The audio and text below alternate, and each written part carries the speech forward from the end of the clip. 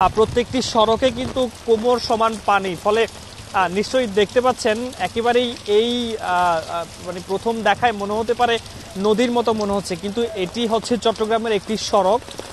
এখানে যে পরিমাণ বৃষ্টির কারণে প্রত্যেকটি সড়কে কিন্তু একই অবস্থা, এবং আমরা দেখেছি সকাল থেকে যে সমস্ত মানুষ ঘর থেকে বেরিয়েছেন অফিসে যাওয়ার জন্য, তারা কিন্তু এক প্রকার চরমে ভোগান্তিতে পড়ছেন।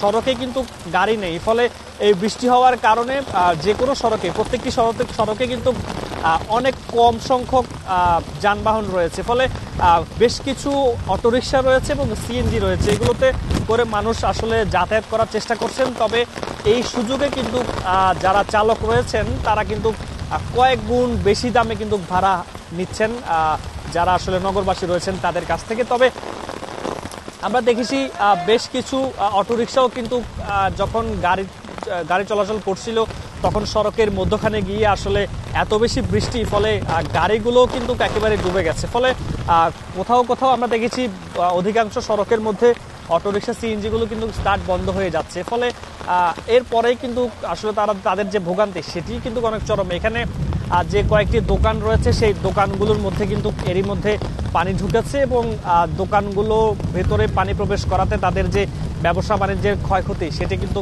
অনেক বেশি লোকসান হচ্ছে, এবং তাদের পক্ষ থেকে বলা হচ্ছে এই জলাবদ্ধতা থেকে আসলে তারা যে কবে রেহাই পাবে, নগরবাসী এর থেকে যে কবে পরিত্রাণ পাবে সেটির কিন্তু তারা আসলে আদতে বলতে পারছেন না। এবং যে সমস্ত সেবা সংস্থাগুলো রয়েছে, চট্টগ্রাম উন্নয়ন কর্তৃপক্ষ, সিডিএ এবং পানি উন্নয়ন বোর্ড, তাদের যৌথ উদ্যোগে কিন্তু হাজার কোটি টাকার মেগা প্রকল্প চলমান রয়েছে, জলাবদ্ধতা নিরসন প্রকল্প, কিন্তু এটি কোনো ধরনের সুফল পাচ্ছেন না মানুষ। ফলে এই নিয়ে তাদের মধ্যে চরম ভোগান্তি, এবং তাদের মধ্যে অনেক বেশি ক্ষুব্ধ রয়েছেন। তারা বলছেন যে এই হাজার কোটি টাকার মেগা প্রকল্প করা হচ্ছে কিন্তু মানুষ কোনো ধরনের সুফল পাচ্ছে না।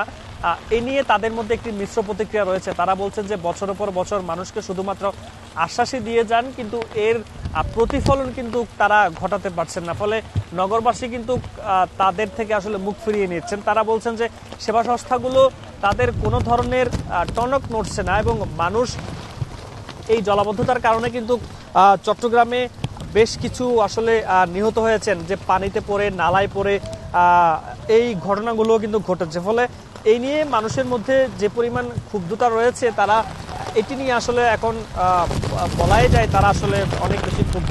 এবং আমরা দেখেছি কিন্তু গত রাত থেকে কিন্তু এই রেমালের কারণে চট্টগ্রামে গুড়ি গুড়ি বৃষ্টি ছিল, এবং মধ্যরাত থেকে কিন্তু সেই বৃষ্টির পরিমাণ বেড়েছে, এবং ভোর থেকেই সেই বৃষ্টি আরও বেড়েছে, এবং বাতাস তো রয়েছেই, প্রচণ্ড বাতাসের সাথে একেবারেই ভারী বৃষ্টিপাত হচ্ছে। নিশ্চয়ই দেখতে পাচ্ছেন যে সমস্ত রিক্সাগুলো চলছে সেগুলো কিন্তু অর্ধেক ডুবে গেছে। ফলে এই বৃষ্টি বলে দিচ্ছে যে কি পরিমাণ বৃষ্টি হয়েছে সকাল থেকে চট্টগ্রামে। এর কারণে সবচেয়ে বেশি ভোগান্তিতে কিন্তু যারা অফিসগামী মানুষ রয়েছেন তারা সবচেয়ে বেশি ভোগান্তিতে রয়েছেন। তারা আসলে যারা বেরোচ্ছেন তারা কিন্তু গাড়িও পাচ্ছেন না সেভাবে, ফলে এটি একটি চরম ভোগান্তি। এবং এই বৃষ্টি আসলে আবহাওয়া অফিস বলছে আরও কয়েকদিন বৃষ্টি হতে পারে, এবং এই বৃষ্টির কারণে মানুষের যে ভোগান্তি সেটি তো নিশ্চয়ই দেখতে পাচ্ছেন। যারা বের হচ্ছেন নেহায়েত একেবারেই খুব বেশি দরকার না হলে কিন্তু ঘর থেকে মানুষ বেরোচ্ছেন, এবং যারা বেরোচ্ছেন তারা অবশ্যই তাদের অফিস আছে বলেই কিন্তু তারা বেরোচ্ছেন। এবং এখানে যে সমস্ত দোকানগুলো রয়েছে সেখানে কিন্তু একেবারেই দোকানগুলো পানিতে তলিয়ে গেছে। মানুষ তাদের যে ব্যবসার যে ক্ষতি, অনেক ক্ষয়ক্ষতি হচ্ছে তারা আসলে দাবি করছেন।